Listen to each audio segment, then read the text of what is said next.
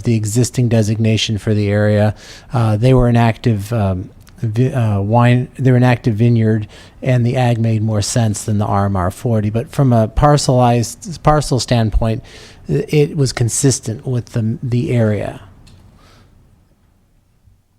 Yeah, so there you can see all the dark gray, right, is rangeland 160. Is that right? So, but across the street from them, they had that RMR 40.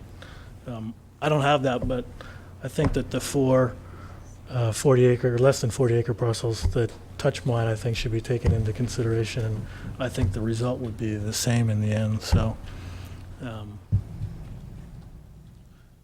that's it. Okay. I just want to say thank you. Thank you. Hopefully, if I come back later, you won't be bored. This certainly is not boring. Next time, get you a better attorney. And again, just a point of clarification for both the public and the board. Table 6.0-1 again provides the information comparison of all the alternatives. Again, it's all the sites grouped together, but there are some variations between the project and the alternatives, and that information's easily summarized there. And if you're interested in a particular issue, I'd advise you kind of read back, and it'll give you the details. Okay. Once again, I call for additional speakers. I have no speaker cards before me, and each time I hook someone to come forward. John Fry, and I'm here to talk about GPU number 46, 2007. And this was an application we put in last November. And I've talked to Patrick here at the planning staff about it. We had requested an extension of the Ag 40 zoning a little further up the hill. This is a part of a large piece of property. It doesn't show the whole thing here. It's 438 acres, and so we had asked to extend the ag zoning a little further up to reflect its current usage. It's currently in agricultural use, and then we had also requested a RMR 40 or UR 40, as it's called, further up the hill, which is like the zoning, which is to the north and south. You can see RMR 40 on either side of it. The planning staff said they didn't like it because it created an island once again.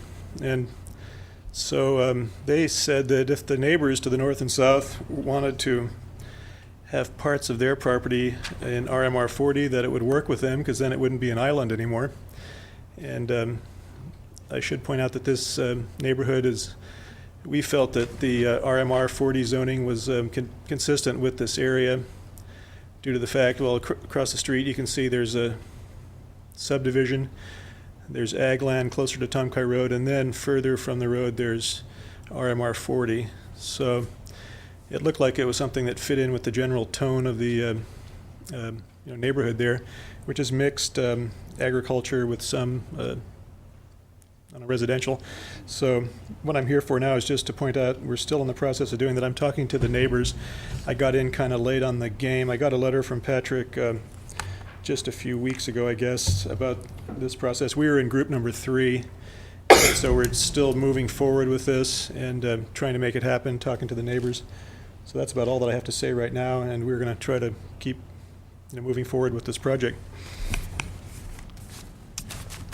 Staff would like to add an additional comment here. When the application originally came in, it was true that it would create an island. What the remaining issue that still needs to be resolved before staff can formally change a recommendation, if this was connected all the way through with an RMR 40, it would actually make the map more consistent with what's on the ground. It would also create a net of one additional developable parcel. So in terms of impacts, it's not that great. The concern right now that still needs to be resolved before any recommendations can be made is the presence of all the Williamson Act contracts in the area. The Williamson works on the rangeland and on the Ag 40.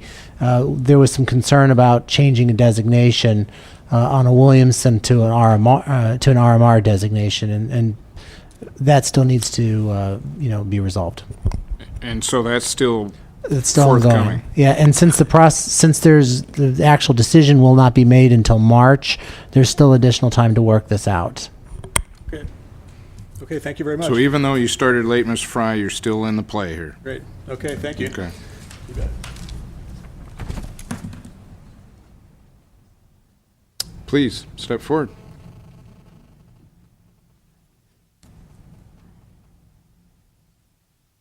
Christina Honested with KZYX.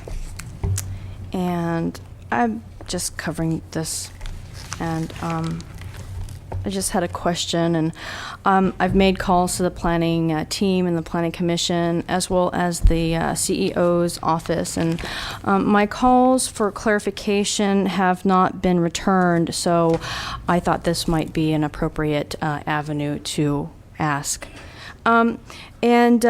So looking in this document, it says that there are some potentially significant impacts and unavoidable impacts regarding water.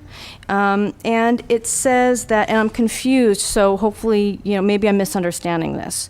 So it says that subsequent land use activities associated with the implementation of the general plan update may increase the demand for water from groundwater sources, and this could result in overdraft, and this is a potentially significant impact.